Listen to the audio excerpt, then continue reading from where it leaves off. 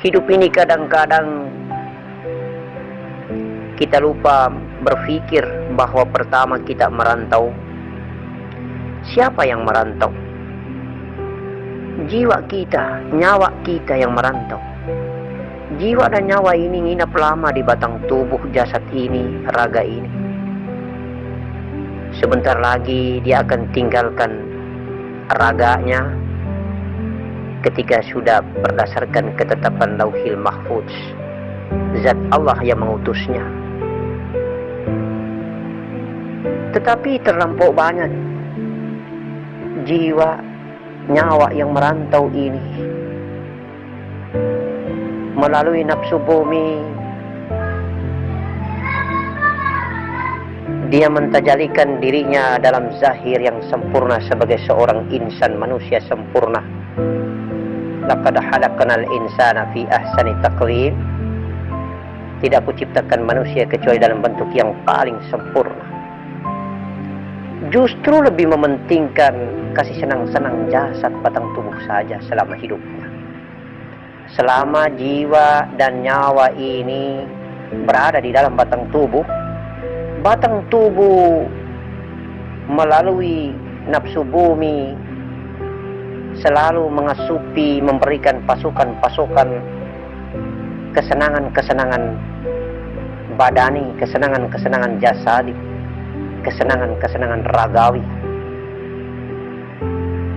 mengumpulkan harta yang banyak, bangga dengan jabatan, pangkat dan kedudukan, bermaksiat merajalela. Semua yang enak, nikmat dan segalanya itu adalah kesenangan jasad dan ragawi. Memiliki kebanggaan karena dipuji, diangkat-angkat, disanjung-sanjung. Ketakaburan dan sombong, menganggap remeh, yang penting puas dan senang. Itu semua kesenangan jasad, kesenangan ragawi. Lalu kapan kita memberikan kesenangan pada jiwa nyawa ini? Jiwa dan nyawa ini tidak membutuhkan diberikan keuangan yang banyak, diberikan harta yang banyak, dikasih pangkat dan label jabatan dan kedudukan,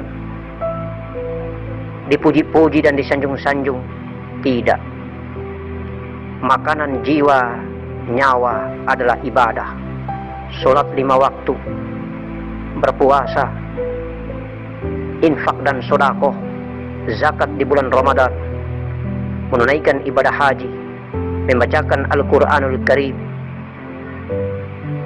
berzikrullah, bertafakkur ilallah, tuntunan Nabi, syariat Rasulillahil Karim, An-Nabi Muhammad sallallahu alaihi wasallam sudah menjadi sempurna, adalah merupakan riyadhah dan mujahadah, kesenangan jiwa, kesenangan ruh, kesenangan nyawa,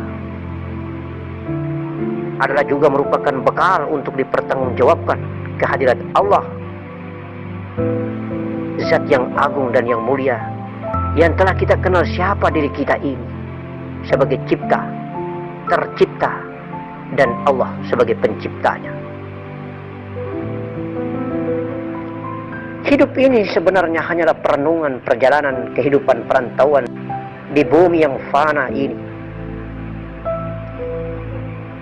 Tetapi karena kita tidak mampu mengendalikan, bahkan dikendalikan oleh nafsu bumi melalui panah tajamnya panah angan-angan akalia, angan-angan fantasi, angan-angan imajinatif, angan-angan imajinasi dan hayalia, kita dibawa tarik panjang ke depan, lalu kita terjebak dalam tarikan itu.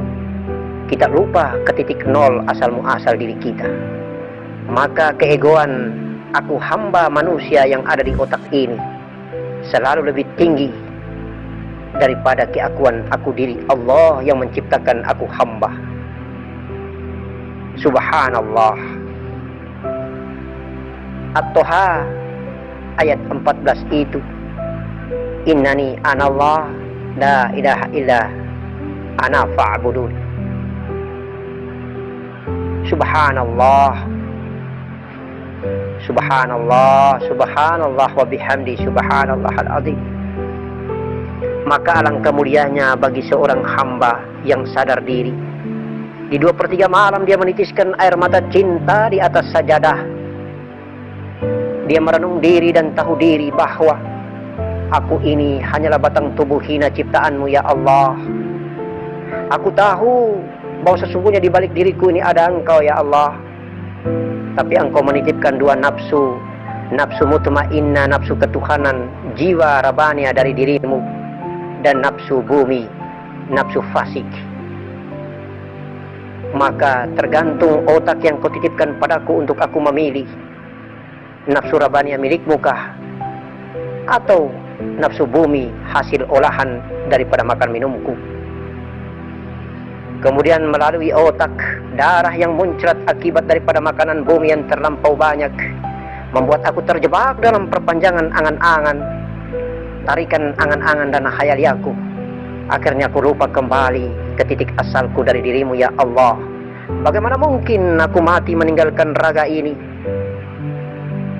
kembali menyebut namamu Allah, Allah, dan disebut oleh orang yang aku tinggalkan, innalillahi wa inna ilaihi raji'un. Pantaskah aku menyandang gelar itu? Aku darimu ya Allah dan aku kembali kemu ya Allah. Aku takut ya Rabbah. Aku takut. Itulah seorang salik yang lagi bertafakur di 2/3 malam melaksanakan sholat tahajud dengan titisan air mata cinta. Yang tahu diri dan selalu mengevaluasi diri, menghisabah diri, merenung-renung diri bahwa hidup ini hanyalah sementara. Mudah-mudahan aku dalam arti jiwa dan nyawaku ini pulang dalam keadaan husnul khatimah, lembut dan nikmat ilallah. Allahumma salli ala Sayyidina Muhammad wa ala ali Sayyidina Muhammad. Kuatkanlah zahirmu ini, batang tubuh yang hina dina ini, yang terdiri dari kedua pandangan mata, pendengaran telinga, hidung nafas yang masuk dan keluar, mulut lidah perkataan dan pembicaraan, otak fikir ini, tangan dan kaki, dubur dan kemaluan ini, semuanya selalu bersujud padamu ya Allah, menegakkan syariat Nabi Muhammad sallallahu alaihi wasallam.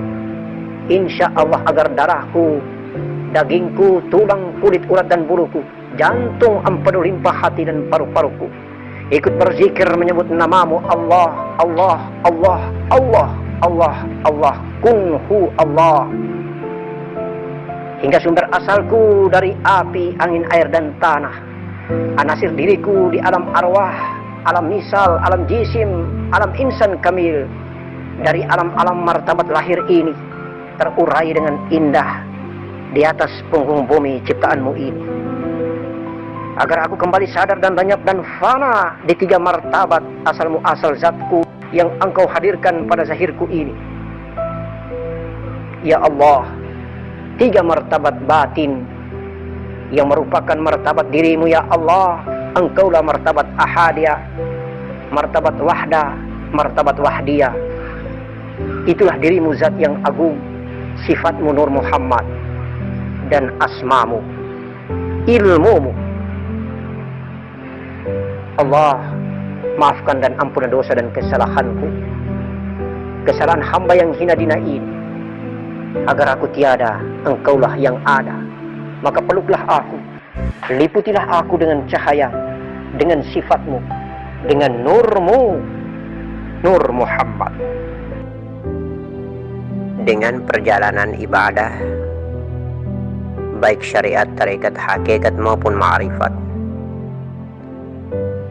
seluruh makhluk di atas muka bumi ini terlampau banyak memahami dan menyadari bahwa dirinya adalah hamba Allah yang hina dina, yang diutus oleh Allah di muka bumi untuk beribadah kepada Allah Subhanahu wa ta'ala. Karenanya pantasnya dia harus menyadari asal usul dirinya dan menyadari siapa pencipta dirinya. Untuk apa dia di atas muka bumi ciptaan Allah yang fana ini?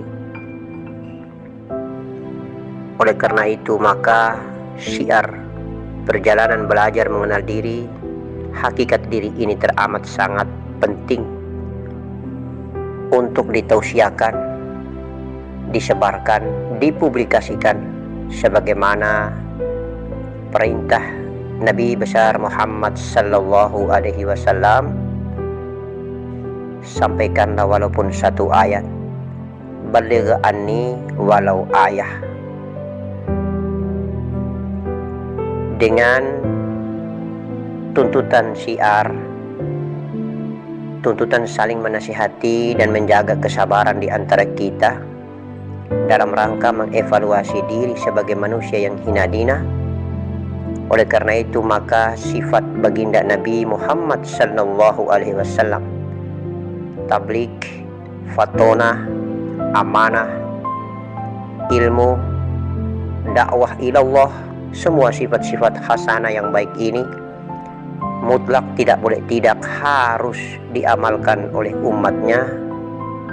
Insya Allah maka kita semua wajib menjalankan apa yang menjadi amanah Allah terhadap baginda Nabi dan apa yang menjadi amanah baginda Nabi terhadap kita.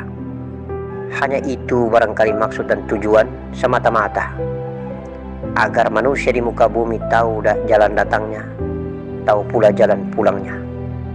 Yang akhir itu harus lebih mulia di hadapan Allah, yaitu sakaratul maut, husnul khatimah.